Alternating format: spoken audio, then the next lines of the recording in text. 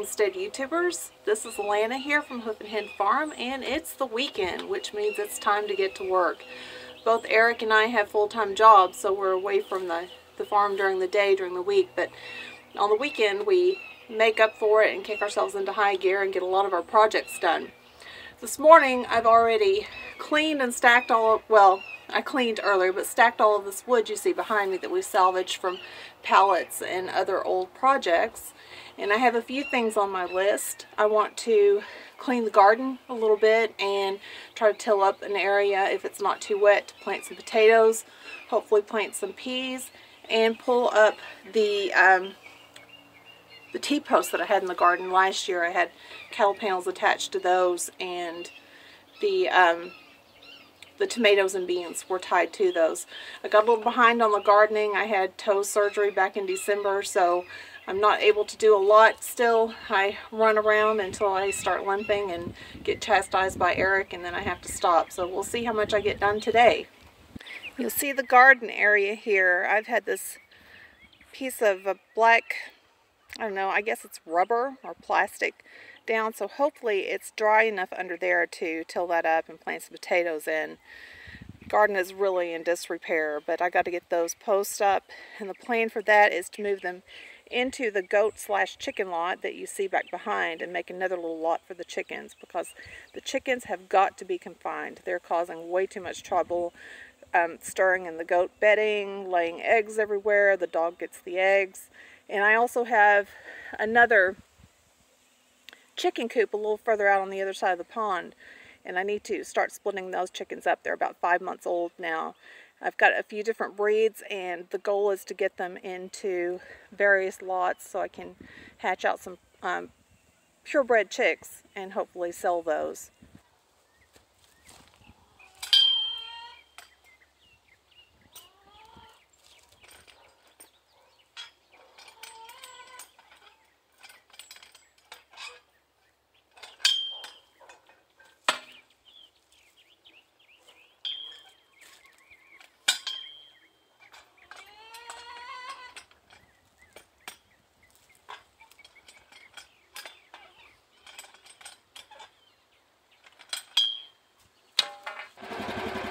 Got all the T-posts pulled, and I'm dropping off the trailer here by the gate to the lot. In the meantime, let's go see what Eric's doing. Eric is out here working on our new farrowing pen this morning. This was just an open stall that had a hay manger in it where horses were here before, but we're closing this off. We should have piglets here in about 5 weeks. He's built a little farrowing hut in here, and it's gated off. In this outside area he's going to put up some chain link fence. These are the not so little chicks that I need to get out of here. They're quickly outgrowing their lot. They're about 5 months old now, and they're out here in the A-frame, or as I tend to call it, the chalet. I've got some Delaware hens, some well summer hens, Easter egger hens, and I ordered from Hoover Hatchery. I ordered all pullets for Easter eggers, but unfortunately one of the pullets ended up being a roux, who's got something to say about it. And I actually already have an Easter egger roux, but this one is just so pretty I don't think I can bear to part with him, so we're going to have to split him up.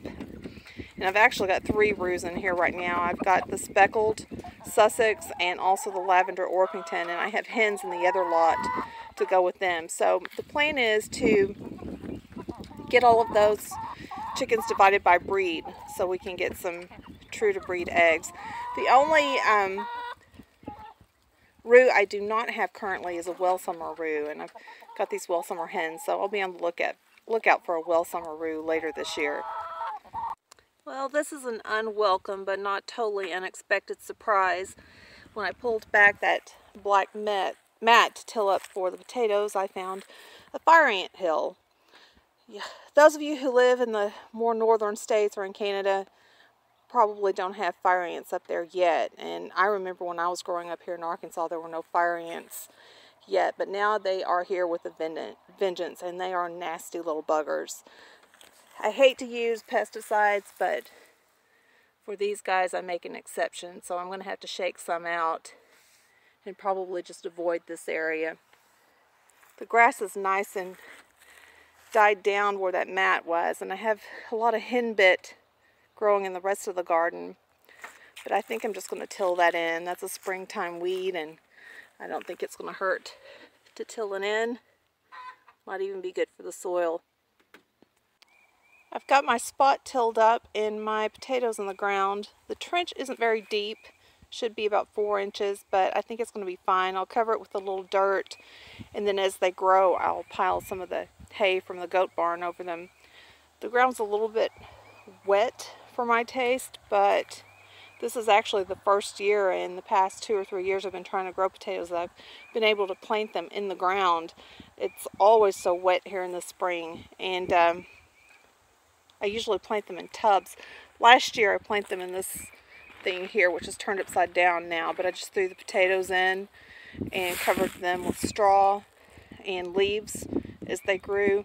So I grew some in this, which had contact with the ground, and also some in these big white tubs over here, which did not have contact with the ground.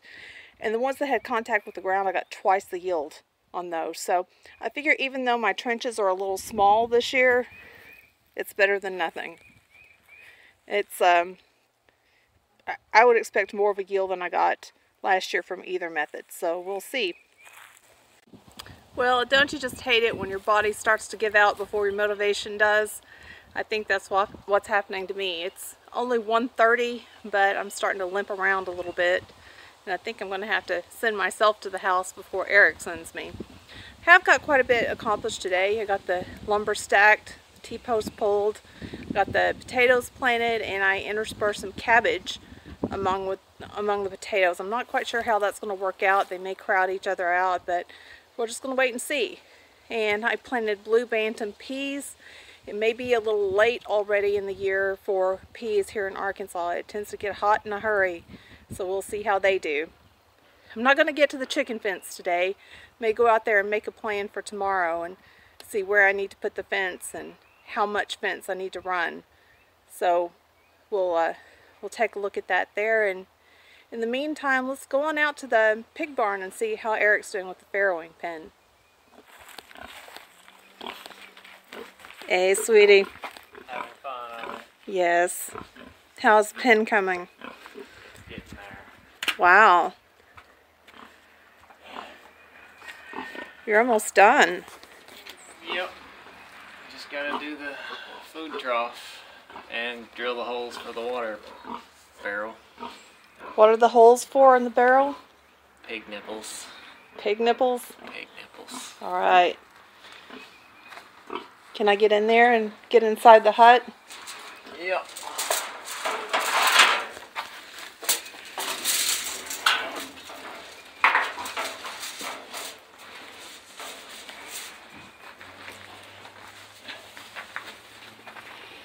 Are we going to leave the hole here, the peephole?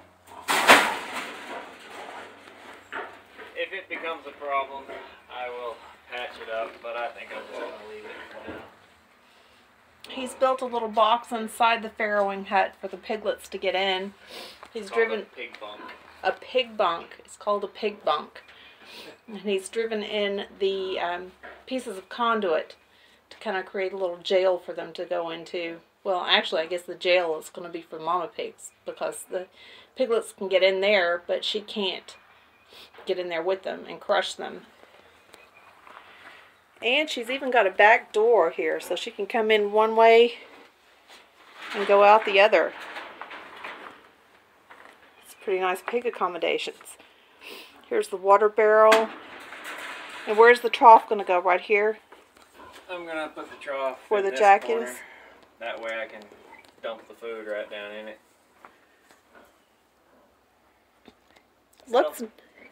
It looks nice. I think she'll like it. She better. Put a lot of work into it. What do you think, tall one? You ready to come in here and have some babies?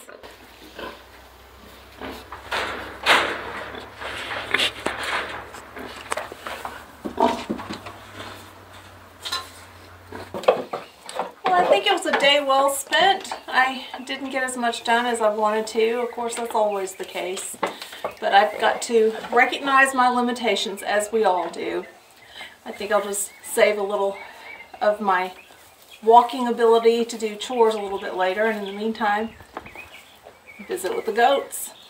They say it's dinner time. Trust me, it's not. They got about 4 hours to go. So I hope you enjoyed today's episode. And if you did, please click like and subscribe and watch for upcoming episodes. I'll probably mix in a few vlogs like this and some of our projects that we're working on as well.